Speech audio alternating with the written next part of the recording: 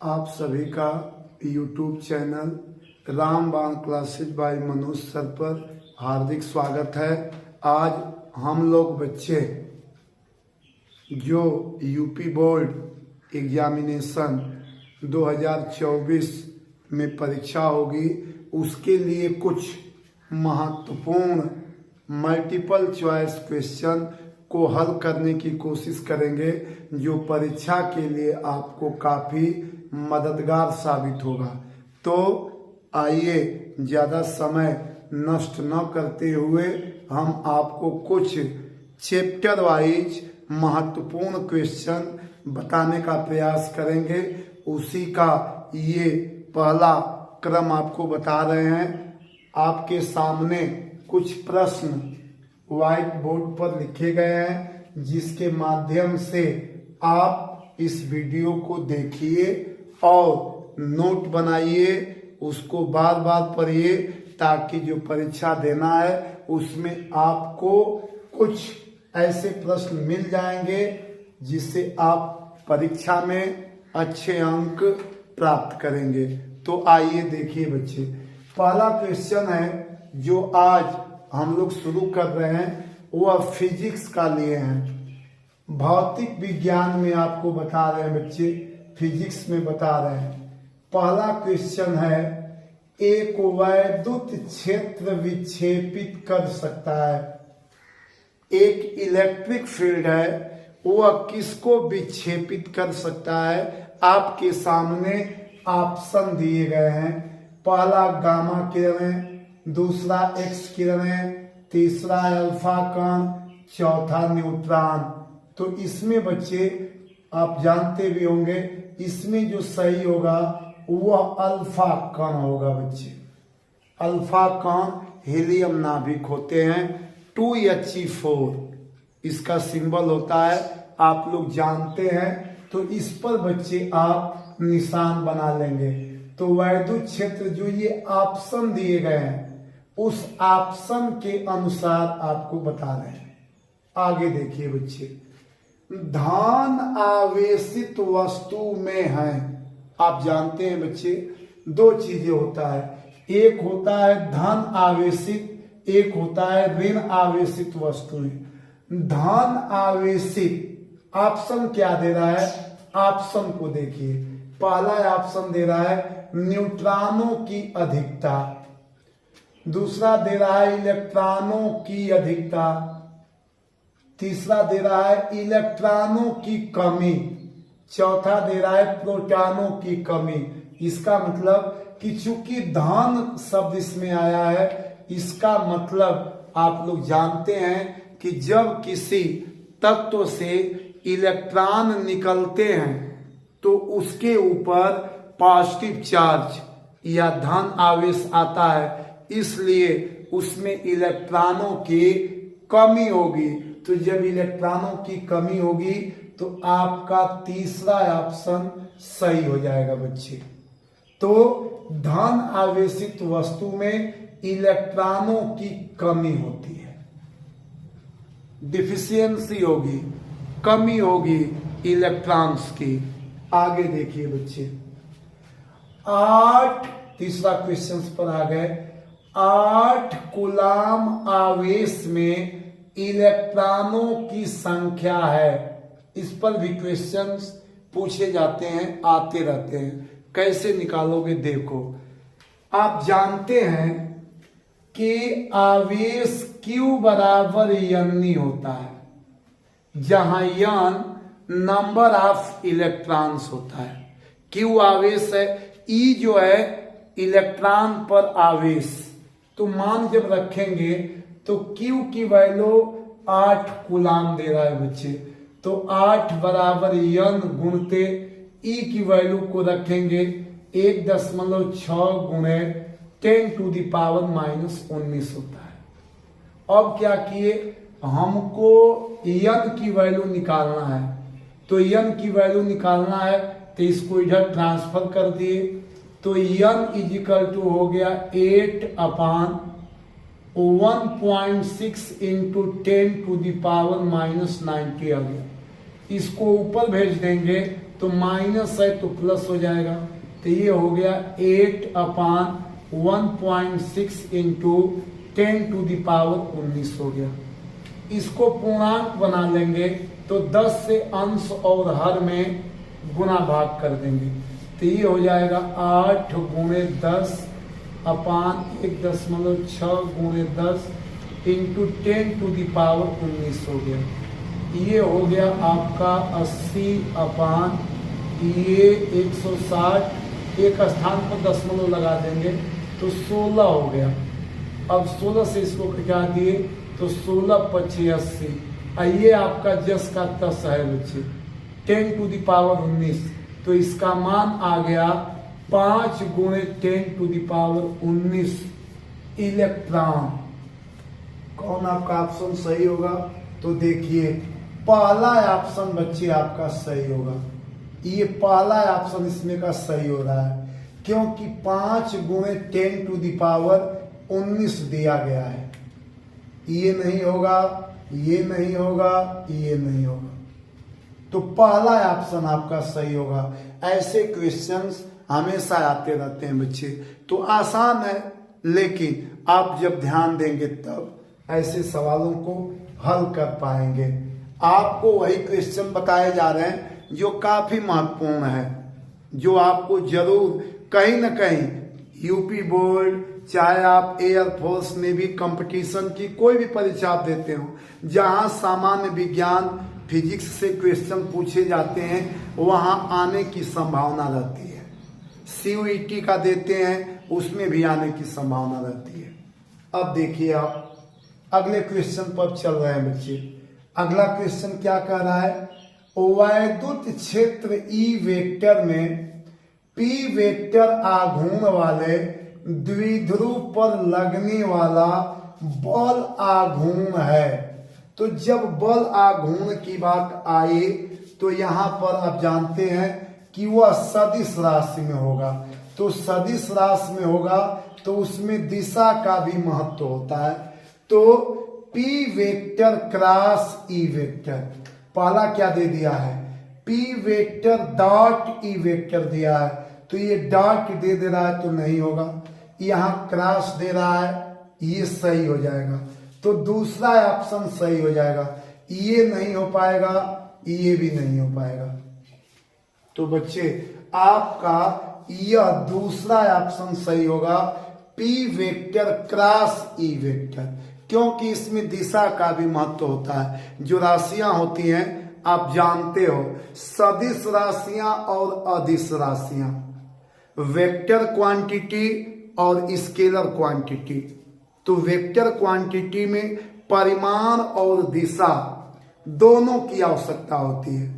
Magnitude भी चाहिए और डायरेक्शन भी चाहिए।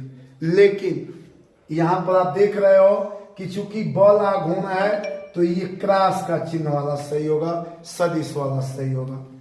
आगे देखो बच्चे, अगला क्वेश्चन पे आ गए।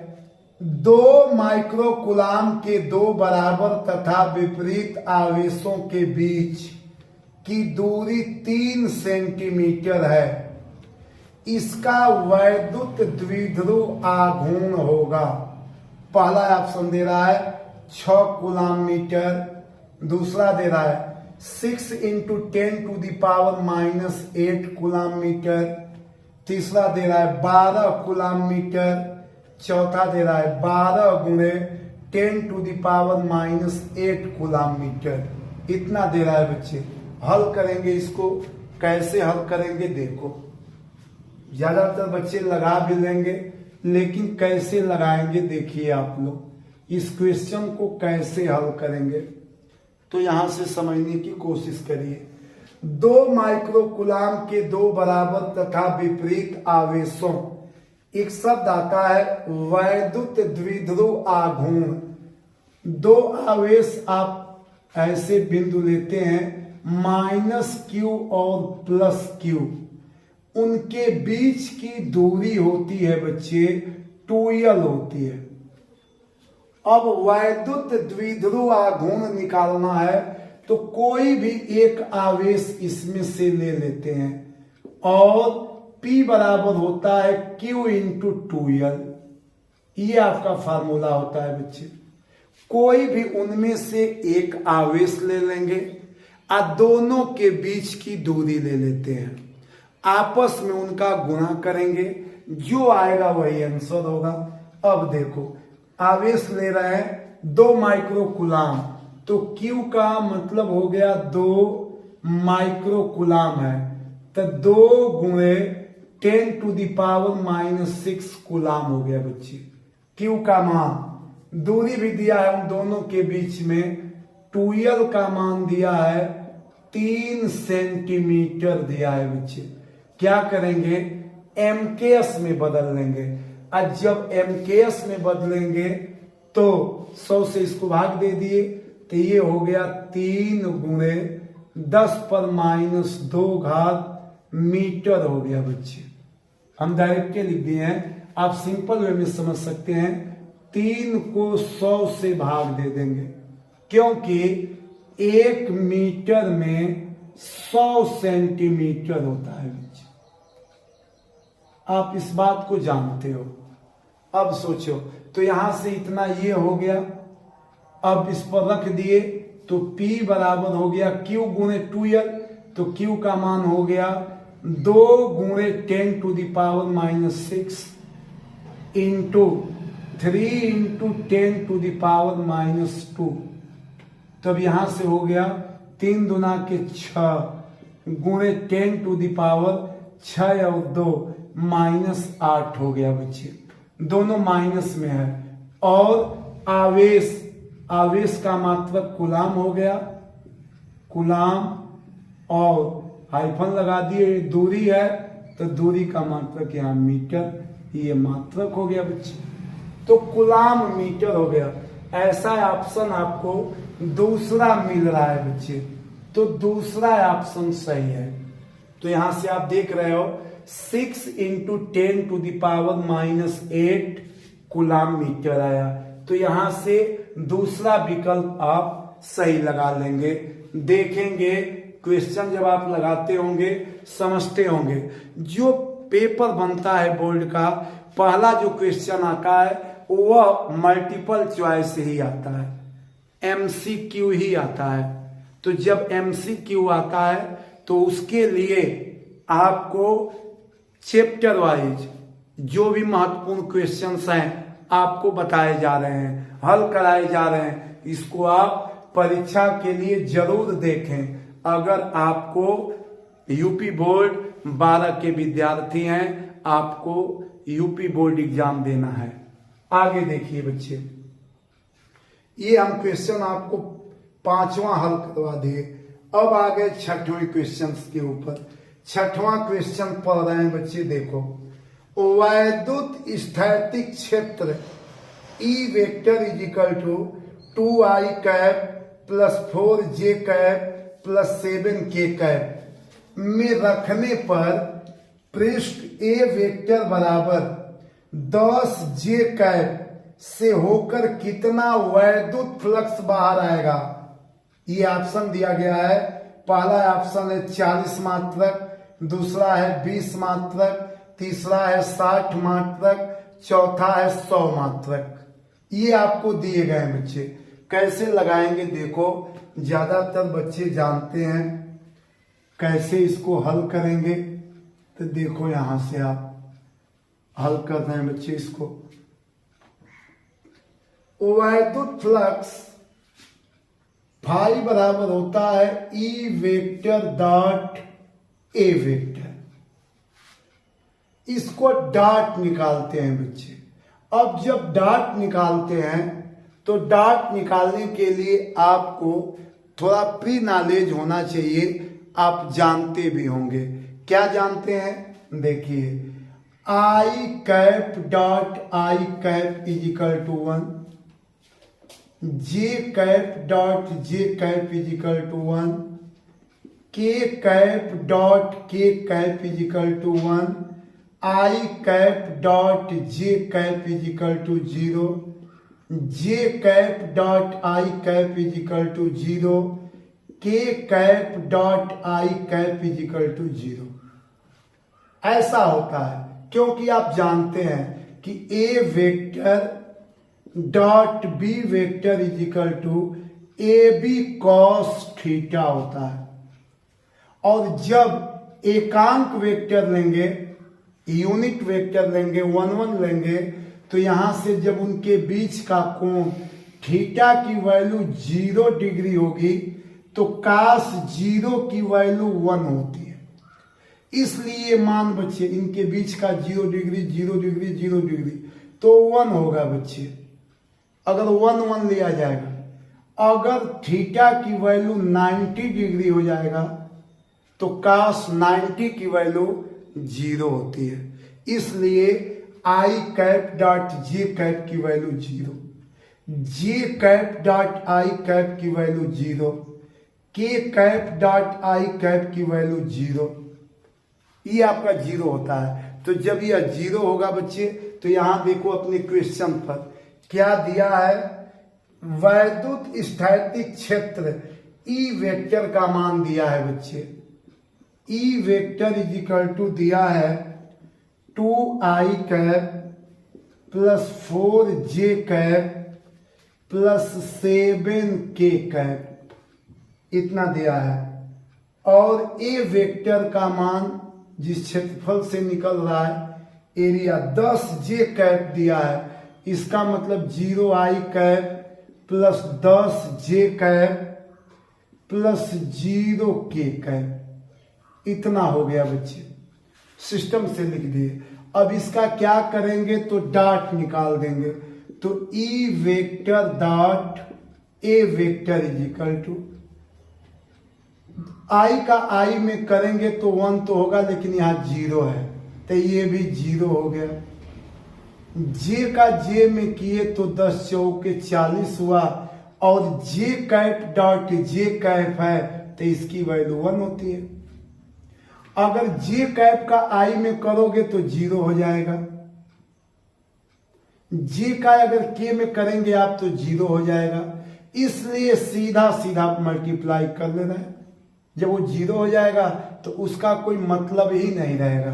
अब यहां से देख लो, प्लस इसका भी 0 ये है तो 0 हो गया, इसका मतलब आ गया 40 मात्रक। चूंकि इसमें कोई मात्रक दिया नहीं है ई वेक्टर में, ए वेक्टर में क्वेश्चन में देख लो आप, क्वेश्चन में E vector is equal to दिया है 2i cap plus 4j cap plus 7k cap, यहां कोई मात्रक नहीं है, इसलिए हम यहां मात्रक लिख दिए हैं बच्चे। ऑप्शन भी वैसे ही दिया है, ऑप्शन में देखो 40 मात्रक, पहला ही ऑप्शन इसका सही है बच्चे। तो इस क्वेश्चन का पहला ऑप्शन सही होगा, आंसर आएगा 40 मात्रक। तो बच्चे यह हम आपके सामने कुछ फिजिक्स के जो शुरू के चैप्टर हैं, अध्याय हैं, उनसे रिलेटेड कुछ महत्वपूर्ण एमसीक्यू आपके सामने रखे। आप इस वीडियो को देखिए और इसको ज्यादा से ज्यादा लोगों तक पहुंचाइए कि वो लोग भी इसका लाभ उठाएं। इन्हीं सब बातों के साथ आप सभी लोगों को यह वीडियो देखने के लिए और इस चैनल को आगे बढ़ाने के लिए आप सभी लोगों का बहुत बहुत धन्यवाद।